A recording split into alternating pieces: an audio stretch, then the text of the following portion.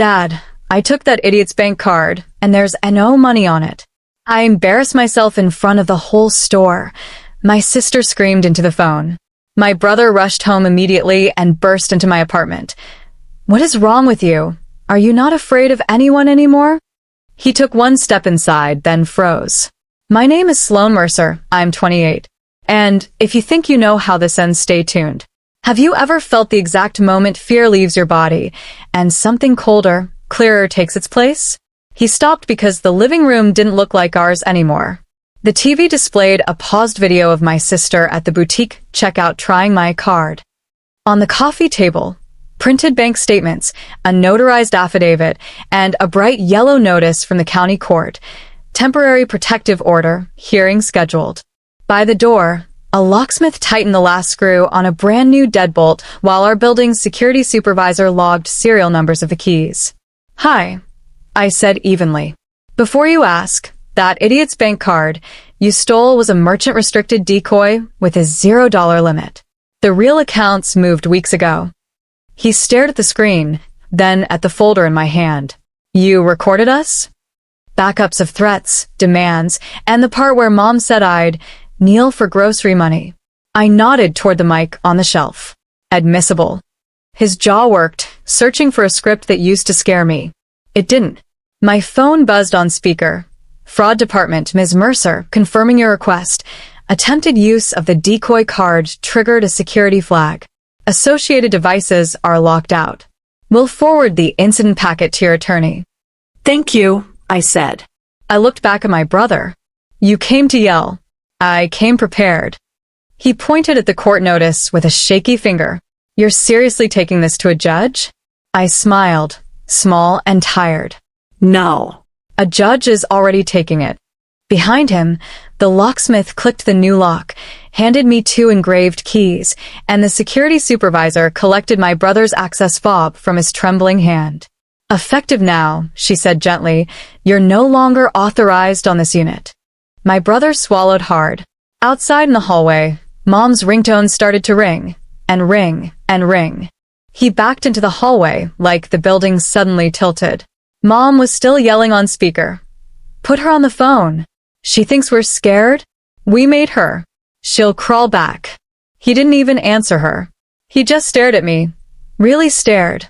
Like for the first time in his life, he realized I wasn't the same doormat who paid his parking tickets and gifted him $9,000 every time he claimed his car needed new brakes. The elevator dinged. 2 uniformed officers stepped out. Ms. Mercer? The taller one asked. I nodded. Yes. He handed me a packet. Judge Ramirez authorized the emergency order. Effective immediately, no family member may enter this residence until the hearing date. If they attempt, call us. My brother's face turned ash gray. Wait, he stammered. You actually filed. I cut him off. I didn't file because of today, I said quietly. I filed because of the last 10 years. He blinked like the words physically hit him. The officers escorted him toward the elevator. He didn't fight. He didn't shout. He didn't even turn around.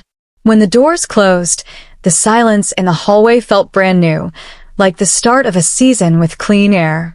I stepped back inside, locked the new metal bolt, placed both keys on the marble counter, and exhaled.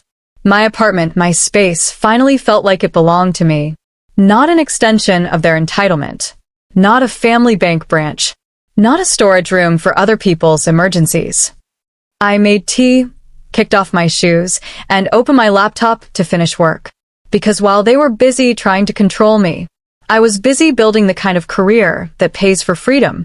The next morning, my phone woke me at 6:27 a.m. 17 missed calls. 26 messages. All from Mom. The last one read, You embarrassed us. You made your own mother look stupid at that store. Fix this. Fix this. That was their entire worldview in 2 words. Every time they broke something, my savings, my credit, my dignity, I was the designated fixer. Not anymore. I got ready for work. Navy blazer, hair pinned back, light makeup, the look that says I don't need permission to exist. At the office, my boss, Mr. Hayward, waved me into his glass-walled corner meeting room. Sloan, he said, sliding a printed memo toward me. The board approved your fraud prevention model. We want you to lead the implementation. My throat tightened. This was huge. Not just a promotion. A department of my own. Your work is about empowerment, he continued. We want our voice on every panel this quarter. The timing felt like the universe whispering, see? Their version of you was always too small. During lunch, my attorney called. The fraud flag hit your sister's attempt again. She tried to use the decoy one more time at a Rolex boutique. I laughed, actually laughed, in public. Good, I said. Document every attempt. When I returned home that evening, someone had slipped a handwritten note under my door. Dad says you're heartless. We just wanted what you already have. Why couldn't you share? Mom. I folded the paper carefully. Not emotionally, logistically. Because in my new world, evidence is not sadness. Evidence is leverage. Evidence is freedom. And I wasn't done yet. Saturday morning, I drove to the bank in person. Not because I needed to, everything was already secured, but because I wanted physical, notarized copies of every detail. The branch manager, Miss Collins, greeted me instantly. Ms. Mercer, we've been expecting you. She brought me into her office, closed the frosted glass door, and placed a thick file on her desk. All attempted transactions from your sister's failed card usage, she said. Plus the voice transcripts from your mother's calls demanding access. She slid me a signature pen. We can attach these directly to your protective order case. As I signed, Miss Collins leaned forward. You'd be shocked, she whispered, how often the biggest financial abusers are blood relatives. I wasn't shocked. Not anymore. When I left, I had a folder that weighed about as much as the truth I'd been carrying for years. But now that truth had paper trails and legal teeth. At home, I set everything onto my glass dining table and froze. Someone was sitting on my hallway floor. Dad. He looked smaller than I remembered, slumped, exhausted, with his hands clasped in front of his face. I waited here for 2 hours, he said quietly. He didn't yell. He didn't accuse. He just looked defeated. Sloan, your mother is hysterical. Your sister said you're trying to destroy us. I set down my keys. I'm trying to stop being destroyed by you. He rubbed his forehead. We never meant. I raised my hand. No more excuses. I didn't start the war. I ended the free access. His eyes flickered, shame, guilt, fear, maybe all of it. Finally he whispered, voice barely audible. Your sister wants to talk. She's coming here. I didn't flinch. Good, I said. I want her to see what she started. 20 minutes later, the elevator dinged, and my sister walked out like she owned the entire floor. Full makeup, designer coat, sunglasses inside. Like she was arriving at a red carpet event, not a crisis she caused. She didn't even look at me first. She stormed straight past Dad, dropped her luxury purse on my counter, and snapped. Fix my card. I leaned against the island calmly. Sit. She froze because she wasn't used to that tone from me. Dad sat down slowly, like he already knew something was about to break open. My sister crossed her arms, chin lifted. You owe us that money. You wouldn't have anything if it wasn't for Mom and Dad raising you. I let her finish, every delusional syllable, then slid the entire folder from the bank across the counter. She barely touched the first page before her face changed. Screenshots of her attempts. Audio transcripts of her demands. Fraud flags. Her signature forging mine on a loan form from months ago. Her lips parted. I never signed that. I turned my phone toward her. Paused on her own voice print identification clip. You did, I said quietly. Dad's face drained of color. My sister stumbled back, one step like the floor shifted under her. You set me up. No, I said. You set yourself up. I just stopped covering your tracks. Her breathing sharpened. What are you going to do with this? She whispered. I looked her right in the eyes. No anger, just clarity. I already did. Her pupils dilated. Pure recognition. She realized she wasn't dealing with a sister she used to bully. She was dealing with a woman who finally played on equal ground and came prepared. Dad sank into the dining chair like his knees gave out. My sister clutched the counter, voice trembling now, not with rage, with fear. "Are you pressing charges?" she whispered. I didn't answer immediately. I walked to the shelf, pulled a small fireproof lockbox, set it on the table, opened it, and placed one last document in front of them. IRS notification, inquiry initiated. My sister gasped. Dad's hand covered his mouth. "I didn't file that out of revenge," I said calmly. "I filed it because you used my SSN to claim dependents that aren't mine." Her face went white. Dad whispered, barely breathing, "Oh God, you told the IRS?" "Yes," I answered. "And they'll find everything I never knew, and everything you never thought I'd find." My sister suddenly grabbed my wrist. "Sloan, please, please, you don't understand. I didn't think you'd actually fight back." Exactly. That was the entire story of my life in one sentence. I gently removed her hand. Dad tried a different angle, the soft guilt hook. "We're family, we can fix this, just stop the process." I looked at him with a kind of peace that only comes when a lifelong illusion snaps. "Family is a verb," I said, "and you never did it." My phone buzzed on the counter. Email, protective order, confirmed. Enforcement active. I turned the screen toward them. "This isn't about punishment," I said. "This is about consequences." Dad stood slowly. My sister wiped mascara streaks from her cheeks. They walked to the door in silence. And for the first time in my life, they left without slamming it. The next 48 hours were a strange echo, quiet, heavy, unreal. No calls, no threats, no demands, just stillness. I watered my plants.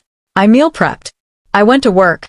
Normal things, except they finally felt like they were actually mine. On Tuesday, HR called me upstairs. They wanted to inform me, formally, that our company selected me to represent our division at a cybersecurity summit in DC. A national panel. Me. A girl my family once said wasn't smart enough to manage a checking account. Funny how people who treat you like a fool panic when you stop acting like one. After work, I picked up a small apple tart from the bakery downstairs, a silly tradition of mine for small victories. When I got home, there were no notes under the door. No sabotage. No drama. Just quiet. I washed my face, tied my hair in a bun, sat cross-legged at my new dining table, and opened my laptop. New email. From a woman named Marina. Subject line. "Your story saved me." Her message was short, but it shook me. I saw your talk online. My sister drains my accounts. Yesterday, I closed access. For the first time, I can breathe. I stared at that one paragraph for a long time. Maybe this whole thing, all the pain, all the betrayal, wasn't just for escape. Maybe it was for direction. Hope. Blueprint. Maybe we survive, so someone else doesn't break the same way. I closed my laptop gently. This wasn't the end. It was the pivot. A year later, I stood in a conference hall in DC. Lights dimmed, cameras focused, rows of women in business suits watching me as I spoke. Not as a victim. Not as the quiet daughter who used to apologize for existing. As a keynote speaker. As a subject matter expert. As a woman no one could financially leash ever again. My boundaries didn't destroy my family, I said into the mic. They just revealed who wanted access, not connection. When I finished, the room rose in a standing ovation that moved through the hall like a wave. Not applause for revenge, but recognition of evolution. Back in my hotel room that evening, I opened my balcony door and let the cold air rush in. Down below, taxis slid through wet pavement and streetlights blurred gold across the asphalt. The world looked clean. Sharp. Owned. My phone buzzed. Unknown number. I didn't jump anymore. I read calmly. "We saw your speech online. We had no idea. Dad." For a moment, I just stared at those 9 words. No apology. No accountability. Just awareness. Too late to matter. I typed 3 words back. "Take care. Goodbye." Then I blocked the number.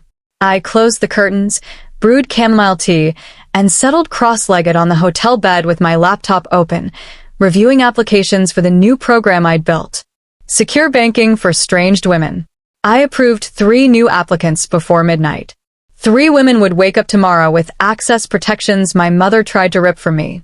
3 women would never kneel for grocery money.